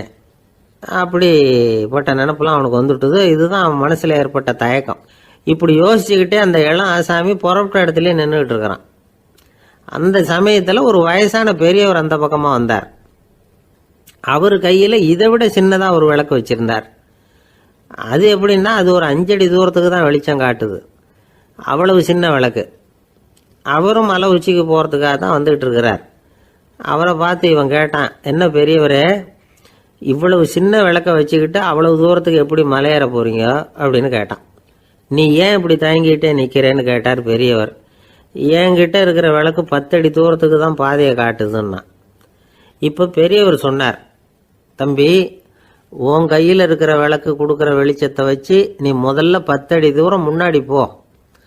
10வது அடியில் போய் நின்றுக்கிட்டு பாரு, மறுபடியும் ஒரு 10 அடி தூரத்துக்கு பாதை தெரியும். இப்படி உன் கையில் இருக்கிற விளக்கு தொடர்ந்து வெளிச்சம் காட்டிக்கிட்டே இருக்கும். நீ முன்னேற முன்னேற அந்த வெளிச்சமும் முன்னேறும். அதனால எத்தனை கிலோமீட்டர் தூரம் வேணும்னாலும் நீ இந்த 10 அடி தூரம் வெளிச்சத்தை வச்சுக்கிட்டே நீ போயிடலாம், புறப்படு அப்படின்னார். இப்போதான் அந்த பெரியவர் சொன்னது இளைஞனுக்கு பளிச்சுன்னு புரிஞ்சுதான். உடனே உற்சாகமாக புறப்பட்டான், உச்சிக்கு போய் சேர்ந்தான். இந்த கதையிலேருந்து நாம் புரிஞ்சுக்க வேண்டியது என்ன தெரியுமா? நீண்ட கால திட்டம் ஒன்று போடும் பொழுது நமக்கு முன்னாடி இருக்கிறத மறந்துட்டு மனசை போட்டு குழப்பிக்க கூடாது. உங்கள் கையில் என்ன இருக்கோ அதுலேயே உங்கள் எதிர்காலம் மறைஞ்சிருக்குது. கண் முன்னாடி தெரியறத வச்சு ஆரம்பிங்க, போக போக வழி தானா புலப்படும் அப்படிங்கிறார் ஒரு பெரியவர். பெரிய பயணங்களையெல்லாம் இப்படி தான் நடத்த வேண்டியிருக்கும். ஒவ்வொரு அடியாக எடுத்து வச்சா ஓடி போய் சேர்ந்து விடலாம். மலைச்சு போய் நின்றுட்டா நின்றுக்கிட்டே இருக்க வேண்டியது தான். நம்ம ஆள்லாம் ரொம்ப மோசமான இருக்கிறாங்க. ஒருத்தன் அப்படி தான் நீண்ட தூர பிரயாணம் ஒன்று புறப்பட்டான். ரயில் போய்கிட்டே இருந்தது. கொஞ்ச தூரம் போச்சு, பாதி வழியில் கையில் வச்சுருந்த டிக்கெட்டை காற்றுல விட்டுட்டான். ஐயோ, என் டிக்கெட்டு போயிட்டுதே அப்படின்னு கத்த ஆரம்பிச்சுட்டான். பக்கத்தில் இருந்த பெரியவர் அவனை பார்த்து பரிதாபப்பட்டு, கவலைப்படாத தம்பி, போனா போகுது, வேற டிக்கெட் வாங்கிக்கலாம் அப்படின்னு ஆறுதல் சொன்னார். அதுக்கு அவன் சொல்கிறான், சார், நான் அதுக்காக அழலை, அந்த டிக்கெட்டு கிடைச்சா தானே நான் எந்த ஊருக்கு போகணுங்கிறது எனக்கு தெரியும் அப்படிங்கிறான். ஒரு அம்மா, அவங்களுக்கு 35 வயசு இருக்கும். குடும்பத்தில் எந்த கஷ்டமும் இல்லை. இருந்தாலும் காரணம் இல்லாமல் பிள்ளைங்க பேரில் கோவப்படுறது, எரிஞ்சு விடுறது அவங்க வழக்கம். பிள்ளைங்க அழும். உடனே அவங்க மனசும் சங்கடப்படும். இன்னொரு அம்மா, நல்ல வேலையில் இருக்கிறவங்க, வாரத்துக்கு ஒரு தடவையாவது தலைவலி வந்துடும். இவங்களுக்கெல்லாம் உடம்புல எந்த கோளாறும் இல்லை, மனசு மட்டும் சரியாக இருக்காது. தூக்க மாத்திரை கையில் வச்சுருப்பாங்க. 30-35 வயசுடைய பெண்களுக்கு சர்வசாதாரணமாக காணப்படுகிற மனக்கோளாறு இது. இதுக்கு பேர் மனவாட்டம், டிப்ரெஷன், மனமடிவு அப்படின்னு சொல்லலாம். இந்த நோய்க்கு அறிகுறி என்ன தெரியுமா? மனசில் வருத்தமான உணர்வு இருக்கும். அடிக்கடி அழலாம் போல தோணும். முன்னால் எல்லாம் எந்தெந்த செயலில் ஆர்வம் இருந்ததோ அதெல்லாம் குறைஞ்சிரும், அல்லது சுத்தமாகவே ஆர்வம் இல்லாமல் போயிடும். சில பெண்கள் இளம் வயசில் பக்கத்தில் இருக்கிறவங்க கிட்ட கலகலப்பாக பேசுவாங்க, வீட்டை அலங்கரிக்கிறதுல ஆர்வம் இருக்கும். இப்போ அதுலையெல்லாம் ஆர்வம் இல்லாமல் போயிடும். எந்த வேலை செஞ்சாலும் சீக்கிரம் களைப்பு அடைஞ்சுடுறது மாதிரி ஆகிடும். நமக்கு யாருமே உதவியாக இல்லை, நம்ம எல்லாரும் கை விட்டுட்டாங்க போல இருக்குதே அப்படிங்கிற உணர்வுலாம் உண்டாகும். தன்னைத்தானே குறை சொல்லிக்குவாங்க. நாம் தப்பு பண்ணிவிட்டோம் போல இருக்குதே அப்படின்னு தோணும். குற்றம் பண்ணிட்டதா நினச்சி கஷ்டப்படுவாங்க. பசி இருக்காது, தூக்கத்தில் தொந்தரவு இருக்கும். அடிக்கடி செத்து போடலாங்கிற உணர்வு வரும். தற்கொலை பண்ணிக்கலாங்கிற எண்ணம் உண்டாகும். சில பேர் தற்கொலை முயற்சியில் கூட ஈடுபடுவாங்க. சில பேருக்கு பலவிதமான உடல் வலிகள் இருக்கும், பலவீனம் இருக்கும், சீக்கிரமாக களைப்படைஞ்சு போடுவாங்க. இதெல்லாம் மனவாட்ட நோய்க்கான தன்மைகள். இந்த மனவாட்டம், அதாவது டிப்ரெஷனை 2 வகையாக பிரிக்கலாமா. ஒன்று தானாக உண்டாக்கிக்கிறது, இன்னொன்று எதிர் விளைவை உண்டு பண்ணுகிற அல்லது நரம்பு சம்பந்தப்பட்ட டிப்ரெஷன். தானாக உண்டாக்கிக்கிற மனவாட்ட நோய் இருக்குது பாருங்கள், அதுக்கு ஏதாவது சூழ்நிலை காரணமாக இருக்கலாம், அல்லது இல்லாமலும் போகலாம். மூளையில் டொப்பாமைன் அல்லது செரட்டோனின் இதோட அளவு குறையும் பொழுது இந்த டிப்ரெஷன் உண்டாகுது. இதுக்கு ஓரளவு பிறவி காரணங்கள் கூட இருக்கலாம். குடும்பத்தில் வேற சிலருக்கும் வரலாம். பாதிக்கப்பட்ட பெண்ணை பார்க்கறதுக்கு பலவீனமாக தெரியும், கடுமையான குற்ற உணர்வு இருக்கும், தனியாக இருக்கிறதுக்கு ஆசைப்படுவாங்க, நடு ராத்திரியில் எழுந்திரிச்சு உட்காந்து கஷ்டப்பட்டுக்கிட்டு இருப்பாங்க, கொடூரமான முறையில் தற்கொலை பண்ணிக்க முயற்சி பண்ணுவாங்க, தீ வச்சுக்கிறது, அமிலத்தை குடிக்கிறது, தூக்கில் தொங்குறது. இப்படி தானாக வரவழைச்சிக்கிற மனவாட்ட நோய் மறையக்கூடிய நோய். ஒரு தடவை வந்தால் 3லேருந்து 6 மாதம் வரைக்கும் நீடிக்கும். இடைப்பட்ட காலங்களில் நோயாளி இயல்பாக இருப்பார். எதிர் விளைவை உண்டு பண்ணுகிற அல்லது நரம்பு சம்பந்தப்பட்ட மனவாட்ட நோய் எப்படின்னா, கணவன் மனைவி, மாமியார் மருமகள், இப்படிப்பட்ட உறவு முறை பிரச்சனைகள், தோல்விகள், எரிச்சல்கள், ஆபீஸ் பிரச்சனை, இப்படிப்பட்ட சூழ்நிலையால் உண்டாகிறது. எல்லாத்துக்கும் மருந்து இருக்குது, மார்க்கம் இருக்குது, கவலைப்பட வேண்டியதில்லை, தைரியமாக இருக்கணும். உளவியல் மருத்துவம் இதுக்கு ரொம்ப உபயோகமாக இருக்கும். சில பெண்களை பாருங்கள், அவங்க எதுக்கும் அலட்டிக்கிறது இல்லை. ஒரு அம்மா அப்படி தான் தன்னுடைய கணவனை அழைச்சிக்கிட்டு ஒரு மனநோய் மருத்துவர்கிட்ட வந்தாங்க. டாக்டர், எங்கள் வீட்டுக்காரர் திடீர்னு ஒரு மாதிரி ஆயிட்டார், வித்தியாசமாக நடந்துகிறார். எப்படின்னா, இவர் தன்னையே ஒரு ஒட்டடை பூச்சியாக நினச்சிக்கிட்டு இருக்கிறார். அப்படி நினச்சிக்கிட்டு தன்னுடைய தலையாலேயே வீட்டில் உள்ள ஒட்டடையெல்லாம் தொடச்சிக்கிட்டு இருக்கிறார் அப்படின்னாங்க. எவ்வளவு நாளாக அப்படி இருக்குதுன்னு கேட்டார் டாக்டர். 1 வாரமாக அப்படி இருக்குது அப்படின்னாங்க அந்த அம்மா. அப்படின்னா முன்னாடியே ஏன் அழைச்சிட்டு வரல அப்படின்னு கேட்டார் டாக்டர். வீடு பூரா சுத்தமாகட்டுமேனு பார்த்துக்கிட்டு இருந்தேன் டாக்டர் அப்படின்னாங்களாம் அந்த அம்மா. ஒரு ஊரில் ஒரு ஞானி இருக்கிறார், ரொம்ப பெரிய ஞானி, ரொம்ப வயசாயிட்டுது. கடைசி காலத்தில் அவர்கிட்ட சில பேர் வந்தாங்க. உங்கள் குரு யார் அப்படின்னு கேட்டாங்க. அவர் நிமிர்ந்து பார்த்தார். எனக்கு ஆயிரக்கணக்கான குருமார்கள் உண்டு. அவங்க பேரெல்லாம் சொல்லணும்னா இந்த காலம் பத்தாது. ஆனால் முக்கியமான ஒரு 3 பேரை பற்றி மட்டும் உங்களுக்கு சொல்கிறேன் அப்படின்னாராம். அப்புறம் சொன்னார், அந்த 3 பேரில் ஒருத்தன் ஒரு திருடன். ஒரு சமயம் ஒரு பாலைவனம் வழியாக நான் போய்கிட்டு இருந்தேன். அப்போது வழி தவறி போய் ஒரு கிராமத்துக்கு போயிட்டேன். அது இருட்டு நேரம், நடு ராத்திரி, ஊரே உறங்கி போச்சு. அந்த நேரத்தில் ஒரு ஆள் மட்டும் ஒரு வீட்டு சுவத்தில் ஏதோ பண்ணி உள்ளே நுழையிறதுக்கு முயற்சி பண்ணிகிட்டு இருக்கிறான். அவங்கிட்ட போய் நான் இன்னைக்கு இங்கே எங்கே தங்க முடியும் அப்படின்னு கேட்டேன். அதுக்கு அவன், இந்த ராத்திரி வேளையில் அது ரொம்ப சிரமம், ஒரு திருடனோட உங்களால் தங்க முடியும்னா நீங்கள் என்னோட தங்கலாம் அப்படின்னா. நான் அவங்க கூட 1 மாதம் தங்கியிருந்தேன். ஒவ்வொரு நாள் ராத்திரியும் இப்போ நான் என்னுடைய வேலைக்கு போகிறேன், நீங்கள் ஓய்வு எடுத்துக்கோங்க அப்படின்னு சொல்லிவிட்டு போவான். அவன் திரும்பி வந்த உடனே உனக்கு ஏதாவது கிடைச்சிதான்னு நான் கேட்பேன். அதுக்கு அவன், இன்னைக்கு ராத்திரி ஒன்றும் இல்லை, நாளைக்கு மறுபடியும் முயற்சி பண்ணுவேன் அப்படின்பா. எப்பவும் அவன் நம்பிக்கை இழந்ததே கிடையாது, எப்பவும் சந்தோஷமாகவே இருப்பான். நானும் ரொம்ப காலமாக தியானம் பண்ணிக்கிட்டே இருந்தேன், ஒன்றுமே நடக்கலை. ஆனால் நான் என்ன பண்ணேன் தெரியுமா, மனசு வருத்தப்படும், நம்பிக்கை இழந்துருவேன். அப்போல்லாம் அந்த திருடனுடைய விடாமுயற்சி தான் ஞாபகத்துக்கு வரும். அதனால் அந்த திருடன் எனக்கு ஒரு குரு. என்னுடைய 2வது குரு யாருன்னா அது ஒரு நாய். இது எப்படின்னா, ஒரு சமயம் எனக்கு ரொம்ப தாகமாக இருந்தது. ஒரு நதியை நோக்கி போய்கிட்டு இருந்தேன். அப்போ ஒரு நாயும் வந்தது. அதுக்கும் தாகம். ஓடி வந்து ஆற்றை பார்த்தது. அதோட நிழல் வந்து ஆற்றுல தெரிஞ்சுது. அதை பார்த்ததும் பயந்துட்டுது. அதாவது அது தன்னுடைய சொந்த உருவத்தையே கண்டு பயந்தது. அதை பார்த்து குறைக்குது, திரும்பி ஓடிச்சு. ஆனால் அதுக்கு தாகம் அதிகமாக இருந்ததுனால அது மறுபடியும் திரும்பி வந்தது. பார்த்தா மறுபடியும் தண்ணியில் நாயோட உருவம் தெரியுது. இப்படி சில தடவை பண்ணிச்சு. இருந்தாலும் கடைசியில் தண்ணியில் குதிச்சுட்டுது துணிஞ்சி. இப்படி குதித்த உடனே அதோட உருவமும் மறைஞ்சுட்டுது. இதை பார்த்தேன். நான் என்ன புரிஞ்சுக்கிட்டேன்னா, எவ்வளவுதான் பயம் இருந்தால் கூட ஒருத்தன் தைரியமாக காரியத்தில் இறங்கணும் அப்படிங்கிறத புரிஞ்சுக்கிட்டேன். இந்த போதனை அந்த நாய்கிட்ட இருந்து எனக்கு கிடைச்சிது. இது ஒன்று. அடுத்தது என்னுடைய 3வது குரு யாருன்னா அது ஒரு சின்ன குழந்தை. நான் ஒரு சமயம் ஒரு நகரத்துக்கு போனேன். அங்கே ஒரு குழந்தை எரிகிற மெழுகுவத்தி ஒன்று எடுத்துக்கிட்டு வந்தது. நான் அந்த குழந்தைய பார்த்து வேடிக்கையாக கேட்டேன், ஏன் பாப்பா இந்த மெழுகுவத்தியை நீயாவே கொளுத்துனியா அப்படின்னு கேட்டேன். ஆமான்னுது அந்த குழந்தை. சரி, இந்த மெழுகுவத்தி முன்னாடி எரியாமல் இருந்தது, இப்போ எரியுது. இந்த மெழுகுவத்திக்கு வெளிச்சம் எங்கேருந்து வந்தது, அதை எனக்கு காட்ட முடியுமா அப்படின்னு கேட்டேன் அந்த குழந்தைகிட்ட. இதுக்கு அந்த குழந்தை சிரிச்சுக்கிட்டு அந்த மெழுகுவத்தியை ஊதி அணைச்சுட்டுது. அதுக்கப்புறம் என்னை பார்த்து கேட்டுது, இப்போ இந்த மெழுகுவத்தியின் வெளிச்சம் போனதை பார்த்தீங்க இல்லையா, அது எங்கே போச்சுன்னு எனக்கு சொல்லுங்க அப்படின்னுது. அந்த குழந்தை இப்படி கேட்டதும் என்கிட்ட இருந்த ஆணவம் அழிஞ்சுட்டுது. நான் படித்ததெல்லாம் அந்த வினாடியில் சுக்கு நூறாக போயிட்டுது. என்னுடைய முட்டாள்தனத்தை நான் உணர்ந்தேன் அப்படின்னு இவ்வளவும் அந்த ஞானி விவரமாக சொன்னாராம். அதனால் நாம் இன்னார்கிட்டே இருந்து தான் இதை கற்றுக்கணுங்கிறது இல்லை, யாருக்கிட்டே இருந்தும் எதையும் கற்றுக்கலாம்.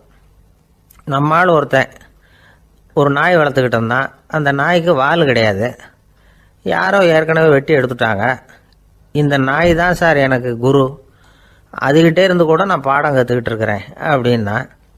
அப்படி என்ன கற்றுக்கிட்டேன் இந்த வால் இல்லாத நாய்கிட்டே இருந்து அப்படின்னு கேட்டோம். நாம் யாருக்கிட்டையும் வாலாட்டக்கூடாது அப்படிங்கிற பாடத்தை அதுகிட்டே இருந்து தான் நான் கற்றுக்கிட்டேன் அப்படின்னா. இந்த உலகத்தில் எவ்வளவோ உயிரினங்கள் இருக்குது, ஒவ்வொன்றும் ஒவ்வொரு விதமாக சண்டை போடுது.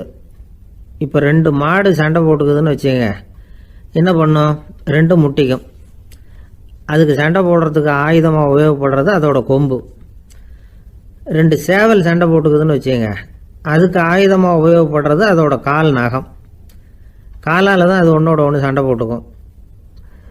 ஆனால் 2 மனுஷன் சண்டை போட்டுக்கிறான்னு வச்சுங்க, இவன் இன்னதை தான் ஆயுதமாக உபயோகப்படுத்துவான்னு குறிப்பிட்டு சொல்ல முடியாது.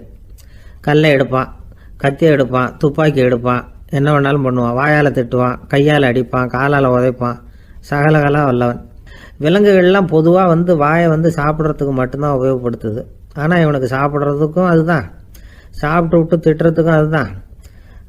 ஆனால் ஒரு விஷயத்தில் மட்டும் கெட்டிக்கிறேன். அதாவது நாம் சண்டை போட்டுக்கிட்டாலும் பரவாயில்லை, கோழிகள் சண்டை போடாமல் இருக்கணும் அப்படின்னு ஆசைப்படுறான். எதுக்காக? கோழிகள் சண்டை போடாமல் இருந்தால் நிறைய முட்டைகள் போடுமா. அதுக்காக தான் இந்த அக்கறை. கோழி பண்ணை வச்சிருக்கிறவங்களுக்கு இது ஒரு பெரிய பிரச்சனை. அதாவது பண்ணையில் இருக்கிற கோழிகளுக்குள்ளே அடிக்கடி சண்டை வந்துடும். அதனால் முட்டை உற்பத்தி குறைஞ்சிரும். சரி, இதுக்கு என்ன பண்ணுறது? பண்ணையில் போய் உட்காந்துக்கிட்டு தினமும் பஞ்சாயத்து பேசிகிட்டு இருக்க முடியுமா? அமெரிக்காவில் கோழி பண்ணை வச்சிருக்கிற ஒருத்தர் இதை பற்றி யோசனை பண்ணி பார்த்தாராம். ஒரு வழியையும் கண்டுபிடிச்சிருக்கார். கோழிக்கெல்லாம் மூக்கு கண்ணாடி மாட்டி விட்டுட்டோம்னா அது சண்டை போடுற குணம் குறைஞ்சிரும், முட்டை அதிகமாகிடும். அந்த கண்ணாடியில் உள்ள லென்ஸு சிவப்பு நிறத்தில் இருக்கணும், அவ்வளவுதான் அப்படின்னு அவர் கண்டுபிடிச்சாராம். இது ஏற்கனவே நடைமுறையில் கண்டுபிடிக்கப்பட்ட ஒரு விஷயம். ஆனால் எல்லா கோழிக்கும் சிவப்பு மூக்கு கண்ணாடி எப்படி மாட்டி விடுறது? அப்படியே மாட்டி விட்டாலும் அது நழுவாமல் இருக்கணுமே. இப்போ நாமெல்லாம் நடு விரலால் மூக்கு கண்ணாடி நடுவில் தொட்டு அப்படி ஸ்டைலாக சரி பண்ணிக்கிறோம். அது மாதிரி கோழி எப்படி சரி பண்ணிக்கும்? இதுதான் பிரச்சனை. இதுக்கு அவர் என்ன வழி கண்டுபிடிச்சாருன்னா, கோழிக்கெல்லாம் மூக்கு கண்ணாடிக்கு பதிலாக விழியொட்டு வில்லைகள், கான்டாக்ட் லென்ஸ், அதை பொருத்தி விட்டா என்ன அப்படின்னு யோசனை பண்ணார். அதே மாதிரி பண்ணார். அதே மாதிரி செஞ்சு பார்த்தார், வெற்றி. அதுக்கப்புறம் கோழியெல்லாம் சண்டை போட்டுக்கலையாம், சமாதான பிரியர்கள் ஆகிட்டு தான். கோழிகளுக்கு இயல்பாகவே சண்டை போடுற குணம் உண்டு. ஆனால் அதோட கண்ணுக்கு பார்க்குற பொருள்லாம் ரோஜா நிறத்துலையோ அல்லது இன்னும் சொல்ல போனால் அழுத்தமான சிவப்பு நிறத்துலையோ தெரிஞ்சதுன்னா சண்டை போடுற குணம் குறைஞ்சிருதான். அந்த சமயத்தில் அது அதிகமாகவும் முட்டையிட ஆரம்பிச்சுடுதான். அதே நேரத்தில் இறை எடுக்கிறத கூட குறைச்சிக்குதான். இது ஏன் இப்படி பண்ணுதுங்கிறது விஞ்ஞானிகளுக்கு இன்னமும் புரியலையா. எப்படியோ அமெரிக்க கோழிகள்லாம் கான்டாக்ட் லென்ஸ் பொருத்திக்க ஆரம்பித்தாச்சு. கோழி கழுத்தை பிடிச்சிக்கிட்டு ஒரு சில வினாடிகளில் அதை பொருத்தி போடுறாங்களாம். கோழியோட ஆயுள் பூரா அது அப்படியே இருக்குமா. பண்ணையில் முட்டை உற்பத்தி குறைஞ்சா இது மாதிரி விஞ்ஞானபூர்வமாக பரிகாரம் தேடுறது தான் நல்லது. நமக்கு வேண்டியப்பட்ட ஒருத்தர், அவர் ஒரு கோழி பண்ணை வச்சுருந்தார். அந்த பண்ணையில் பாதி கோழி திடீர்னு செத்து போச்சு. உடனே ஒரு கால்நடை மருத்துவர்கிட்ட போக வேண்டியது தானே. அங்கே போகல. உள்ளூரில் மந்திரம் பண்ணிகிட்டு இருந்த ஒரு சாமியார்கிட்ட போனார். அவர் காலில் விழுந்தார். சாமி, என் பண்ணையில் பாதி கோழி செத்து போட்டுதுன்னார். சாமியார் யோசனை பண்ணார். சரி, பண்ணையில் வாசப்படி கிழக்கு பக்கமாக வச்சுருக்கியா மேற்கு பக்கமாக வச்சுருக்கியான்னு கேட்டார். கிழக்கு பக்கமாக இருக்குன்னார் அவர். அதுதான் தப்பு, மேற்கு பக்கமாக அதை மாற்று, சரியாக போடும்னாராம். அதே போல் இவர் போய் மாற்றிவிட்டார். அப்பவும் பாதி செத்து போச்சு. மறுபடியும் சொன்னார், சாமி மறுபடியும் பாதி கோழி செத்து போட்டுதேன்னார். சரி, கூரை எப்படி போட்டிருக்க? ஓடு போட்டிருக்கியா இல்லை கீத்து போட்டிருக்கியான்னார். ஓடு போட்டிருக்கேன்னாராம் அவர். அதுதான் தப்பு, கீத்து போட்டுரும், சரியாக போடும்னாராம். சரின்னு போய் அதையும் மாற்றி பார்த்தார். மறுபடியும் போயிட்டுது, கோழி செத்து போச்சு. வந்தார். மறுபடியும் பாதி செத்து போச்சு சாமின்னு வந்தார். இவரும் யோசனையை மாற்றி மாற்றி சொல்லிகிட்டே இருக்கிறார். இப்படி அவரும் மாற்றி மாற்றி பார்த்தார். 6வது தடவையாக அவரை தேடிட்டு வந்தார். அந்த சமயத்தில் இவர் ரொம்ப தீவிரமாக யோசனை பண்ணி பார்த்துட்டு, அது சரிப்பா, நீ என்கிட்ட சளைக்காமல் வந்துக்கிட்டு இருக்கிற, நானும் யோசனை சொல்லிகிட்டு இருக்கேன். இப்போவும் உங்ககிட்ட சொல்கிறதுக்கு என்கிட்ட யோசனை நிறையா இருக்குது. ஆனால் சோதிக்கிறதுக்கு உங்ககிட்ட கோழி இல்லையே, என்ன பண்ணுறது அப்படின்னாராம் இவர். ஒரு ஊரில் ஒரு பெரிய ஞானி இருந்தார். அவர் படுக்கையில் இருந்தார். இன்னும் கொஞ்ச நேரம்தான் அவர் இந்த உலகத்தில் இருக்க போகிறார். அவரை சுற்றி ஏகப்பட்ட கூட்டம். ஏற்கனவே அவருடைய உபதேசங்களை கேட்டவங்க பல பேர் அவரை சுற்றி நிற்கிறாங்க. அந்த ஞானி மெதுவாக கண்ணை திறந்து பார்க்குறார். எல்லாரும் அவருடைய கடைசி வார்த்தையை கேட்கறதுக்காக அவளோட காத்துக்கிட்டு இருக்கிறாங்க. அந்த ஞானி மெதுவாக பேச ஆரம்பித்தார். நான் என்னுடைய வாழ்நாள் பூராவும் உங்களுக்கு நிறைய போதனைகள் சொல்லிக்கிட்டு இருக்கிறேன். பேரானந்தம், மகிழ்ச்சி, தியானத்தன்மை, இதை பற்றியெல்லாம் சொல்லியிருக்கிறேன். இப்போ நான் வேற ஒரு கரைக்கு போய்கிட்டு இருக்கிறேன். நான் இனிமேல் இந்த கரையில் இருக்க மாட்டேன். நீங்கள் நான் சொன்னதையெல்லாம் கேட்டீங்க, ஆனால் எதையும் நீங்கள் நடைமுறைப்படுத்தி பார்க்கல. எல்லாம் கேட்டதோடு சரி, அதோட விட்டுவிட்டீங்க. அப்புறம் அதை தள்ளி போட்டுக்கிட்டே வந்துட்டீங்க. மேலும் அதை தள்ளி போடுறதுல எந்த பிரயோஜனமும் கிடையாது. இப்போ நான் போய்கிட்டு இருக்கிறேன். உங்களில் யாராவது என்னோட வர்றதுக்கு தயாரா அப்படின்னு கேட்டார். அவ்வளவுதான், யாரும் வாயை திறக்கல. ஒரே மௌனம், சத்தமே இல்லை. ஒருத்தர் பார்த்துக்கிட்டே நிற்கிறாங்க. அந்த கூட்டத்தில் ஒரு ஆள் அந்த ஞானி கூடவே 40 வருஷத்துக்கு மேலே இருந்திருக்கிறான். அவனும் வாயை திறக்காமல் இன்னொருத்தன் முகத்தை பார்த்துக்கிட்டே நிற்கிறான். இந்த சமயத்தில் பின்னாடி நின்றுக்கிட்டு இருந்த ஒருத்தன் கையை தூக்கினான். ஞானி அவனை பார்த்தார். சரி, ஒருத்தனுக்காவது நம்மோட வர்றதுக்கு தைரியம் இருக்குது அப்படின்னு நினச்சார். ஆனால் அந்த ஆள் என்ன சொன்னான் தெரியுமா? ஐயா, நீங்கள் கேட்குறப்போ நான் உடனே எழுந்திருக்கல, கையை மட்டும்தான் தூக்கினேன். என்ன காரணம்னா, நான் எப்படி அடுத்த கரைக்கு சேர்றதுங்கிறது தெரிஞ்சுக்கிறதுக்காக தான். அந்த விவரத்தை மட்டும் இப்போ உங்ககிட்ட இருந்து நான் தெரிஞ்சுக்க ஆசைப்படுறேன். ஏன்னா இப்போ நான் உங்கள் கூட வர்றதுக்கு தயாராக இல்லை. எவ்வளவோ காரியங்களை நான் இன்னும் இங்கே முடிக்க வேண்டியிருக்குது. வீட்டுக்கு ஒரு விருந்தினர் வந்திருக்கிறார். என்னுடைய இளைய மகனுக்கு கல்யாணம் பண்ணி வைக்கணும். அதனால் இன்றைக்கி உங்கள் கூட வர முடியாது. அது மட்டும் இல்லை, இப்போ உங்கள் கூட அடுத்த கரைக்கு வந்தால் திரும்பி வர முடியாதுன்னு வேற சொல்கிறீங்க. அதனால் இப்போ நான் வரல, இன்னொரு நாள் நிச்சயமாக நான் வர்றேங்க, வந்து உங்களை சந்திக்கிறேன். அதனால் இப்போ நீங்கள் இன்னொரு தடவை எங்களுக்கு விளக்கமாக சொல்லணும். ஏற்கனவே பல தடவை சொல்லியிருக்கிறீங்க, தயவு பண்ணி இப்போ ஒரு தடவை சொன்னீங்கன்னா சௌகரியமாக இருக்கும். அந்த அடுத்த கரையை அடையிறது எப்படி, இப்போ ஒரு தடவை அதை விளக்கமாக சொல்லிட்டீங்கன்னா நல்லா ஞாபகப்படுத்திக்குவேன். அது சரியான சமயம் வர்றப்போ இது எனக்கு உதவியாக இருக்கும் அப்படின்னு நானா. ஆனால் உண்மை என்ன தெரியுமா, அந்த சரியான சமயம் வரவே இல்லை அப்படிங்கிறது தான் உண்மை. இப்படி அந்த கதை முடியும். இந்த கதை அந்த ஒரு ஆளுக்கு மட்டும் இல்லை, கிட்டத்தட்ட எல்லாருக்குமே அது பொருந்தும் அப்படிங்கிறாங்க விவரம் தெரிஞ்சவங்க. எல்லாருமே அந்த சரியான தருணத்துக்காக தான் காத்துக்கிட்டு இருக்கிறாங்களாம். அதுக்காக ஜோசியம் பார்க்குறாங்க, கைரேகை பார்க்குறாங்க, நாளைக்கு என்ன நடக்குங்கிற ஆவலில் எல்லாரும் காத்துக்கிட்டு இருக்கிறாங்க. ஆனால் அந்த ஒரு நாள் ஒருபோதும் வரப்போகிறதில்ல. நீங்கள் தள்ளி போடுறதுக்காக பல அர்த்தமில்லாத காரணங்களை தேடுறீங்க அப்படிங்கிறார் ஒரு ஞானி. காத்திருக்கிறதுலேயே நம்ம காலம் ஓடி போயிடுது. ஏன்னா இன்னைக்கு நாம் சிந்திக்கிறது நாளைக்கு நாம் சிந்திக்கிறது இல்லை, ஒவ்வொரு நாளும் ஒவ்வொரு மாதிரி போயிடுது. நாளைக்கு மறுநாளை பற்றியே சிந்திக்கிறோம். இப்படியே அது பாட்டுக்கு போயிடும். கரையை தொட்டு பார்க்குறது எப்போ, இதுதான் கேள்வி. நமக்கு வேண்டியப்பட்ட ஒருத்தர் ஒரு ரயில்வே பிளாட்ஃபாரத்தில் நின்றுட்டு இருக்கிறார். அங்கே இருக்கிறவங்க கிட்ட கேட்குறாராம், விசாரிக்கிறார், ஏங்க கிழக்க போகிற ரயில் போயிட்டுதுங்களான்னாராம். போயிட்டுதுன்னு இருக்கிறாங்க.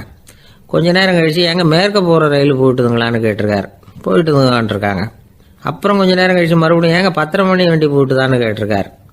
தொடர்ந்து காலையிலேருந்து சாயந்தரம் வரைக்கும் இப்படி ஒரே இடத்துல நின்றுட்டு கேட்டுக்கிட்டே இருக்கிறார். இதை பார்த்துக்கிட்டு இருந்த ஒருத்தர் அவர்கிட்ட ஏங்க நீங்கள் எங்கே போகணும் அப்படின்னு கேட்டாராம். இவர் மெதுவாக சொன்னாராம், இந்த ரயில்வே லைனை தாண்டி அந்த பக்கம் போகணும் அப்படின்னாராம். ஆஃபீஸில் வேலை பார்க்குற ஒருத்தர் வந்தார். பேசாமல் ஒரு 10 நாள் லீவு போட்டுடலாமா பார்க்குறேன் அப்படின்னார். ஏன்னு கேட்டோம். என்னுடைய மேலதிகாரி ஒரு முசுடு சார், அவர்கிட்ட வேலை பார்க்குறது ரொம்ப கஷ்டமாக இருக்குது அப்படின்னார். ஆஃபீஸில் வேலை பார்க்குறவங்கெல்லாம் ஒரு விஷயத்தை நல்லா ஞாபகத்தில் வச்சுக்கணும். மேலதிகாரிங்கிறவர் ஒரு பெரிய மகான் இல்லை, அவரும் ஒரு மானிட பிறவி தான். சராசரி மனுஷனுக்குள்ள பலம் பலவீனம் ரெண்டும் அவருக்கும் உண்டு. அதனால் அவரை கொஞ்சம் அனுசரித்து போகிறதுக்கு பழகிறது தான் நல்லது. மேலதிகாரிகளில் பல வகை உண்டு. அதில் முக்கியமாக 3 வகை.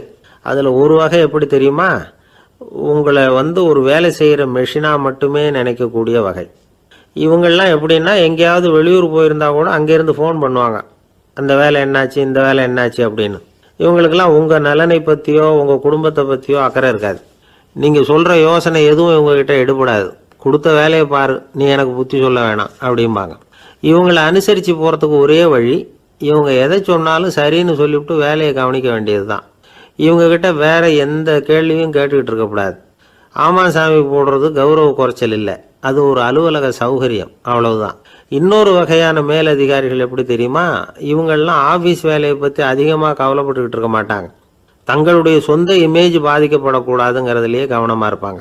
இவங்கெல்லாம் அடிக்கடி உங்கள் நலனை விசாரிப்பாங்க. அதே மாதிரி நீங்களும் அவரை விசாரிக்கணும்னு எதிர்பார்ப்பாங்க. இந்த ரக அதிகாரிகளுக்கெல்லாம் புது வருட வாழ்த்து அனுப்பலாம், பிறந்தநாள் வாழ்த்து அனுப்பலாம். அவருக்கு எங்கேயாவது ஒரு பாராட்டு விழா நடந்தால் முதல் வரிசையில் போய் உட்காந்து உங்கள் முகத்தை காட்டலாம். ஆஃபீஸ் வேலையை மட்டுமே பார்க்குற பணியாளர்கள் இது மாதிரி அதிகாரிகள்கிட்ட நல்ல பேர் வாங்க முடியாது. இன்னொரு வகையான மேலதிகாரிகள் உண்டு. அவங்க எப்படின்னா, ஆஃபீஸ் வேலையை பற்றியும் கவலைப்பட மாட்டாங்க, தனக்கு கீழே வேலை பார்க்குறவங்கள பற்றியும் கவலைப்பட மாட்டாங்க. எக்காரணம் கொண்டும் தன்னுடைய பொசிஷனுக்கு ஆபத்து வந்துடக்கூடாதுன்னே நினைக்கக்கூடியவங்க இவங்க. இவங்களால கடுமையான வேலை செய்யவும் முடியாது, தீர்மானிக்கவும் முடியாது. எந்த முடிவையும் எடுக்காமல் அப்படியே தள்ளி போட்டுக்கிட்டே போடுவாங்க எல்லாத்தையும். இதனால் என்ன ஆகும்னா, இவருக்கு கீழே வேலை பார்க்குற உங்களுக்கு பொறுப்பு அதிகமாகிடும். இவங்ககிட்ட போய் பிரச்சனையை மட்டும் சொல்லி பிரயோஜனம் இல்லை, அதுக்கான முடிவுகளை நீங்களே சொல்லணும். அப்போ தான் இது மாதிரி அதிகாரிகள்கிட்ட நல்ல பேர் வாங்கலாம். அட்லீஸ்ட் கெட்ட பேர் வாங்காமலாவது காலம் தள்ளலாம். ஆஃபீஸில் வேலை பார்க்குறவங்க முக்கியமாக சில விஷயங்களை ஞாபகத்தில் வச்சுக்கணும். ஆஃபீஸில் நடக்கிற நல்லது கெட்டது எதுவாக இருந்தாலும் உடனடியாக மேலதிகாரிகிட்ட தெரிவிக்கிறது நல்லது. 3வது மனிதர் மூலமாக அதை அவர் தெரிஞ்சுக்கிறது அவ்வளவு நல்லதில்லை. எந்த மேல் அதிகாரியுமே தான் இந்த சர்பாஸ் செய்யப்படுறத விரும்புறதில்லை. அதனால் அவருக்கு தெரியாமல் மேலிடத்துக்கு மணி எழுதி போடக்கூடாது. அப்படி எழுதி போடுறவங்க சில பேர் இருக்கிறாங்க. நீங்களும் உங்கள் மேலதிகாரியும் தொழில் ரீதியாக ஒரே படிப்பு படித்தவராக இருக்கலாம். அப்படி இருந்ததுன்னா அட்ஜஸ்ட் பண்ணி போகிறது கொஞ்சம் கஷ்டம்தான். இதை மனசில் வச்சுக்கிட்டு நடந்துக்கணும். உங்களுக்கும் அவருக்கும் அபிப்பிராய பேதமா, அது அவருக்கும் உங்களுக்கும் உள்ள தனிப்பட்ட பிரச்சனை. அதை விளம்பரப்படுத்திக்கிட்டு இருக்கக்கூடாது. அது அவருடைய கோபத்தை கிளறும். உங்கள் மேலதிகாரி உங்கள் கூட படித்தவராக இருக்கலாம், அதுக்காக அவர் எல்லாருக்கும் முன்னாடி அடைய கிச்சாமி எப்படிடா இருக்க அப்படின்லாம் கேட்டுக்கிட்டு இருக்கக்கூடாது. பொதுவாக யாரும் அதை விரும்புறதில்ல. இவ்வளவையும் உங்கள் மனசில் வச்சுக்கிட்டு கொஞ்சம் சாமர்த்தியமாக நடந்துக்கிட்டிங்கன்னா ஆஃபீஸ் உங்களுக்கு அவஸ்தையாக இருக்காது, ஆனந்தமாக இருக்கும். ஒரு மேலதிகாரி தன்கிட்ட வேலை பார்க்குற ஒருத்தரை பற்றி ரொம்ப பெருமையாக சொன்னாராம். எங்கள் ஆஃபீஸில் எவ்வளவோ பேர் வேலை பார்க்குறாங்க, எல்லாரும் தினமும் ஏதாவது பிரச்சனைகளை சொல்லிகிட்டு இருப்பாங்க.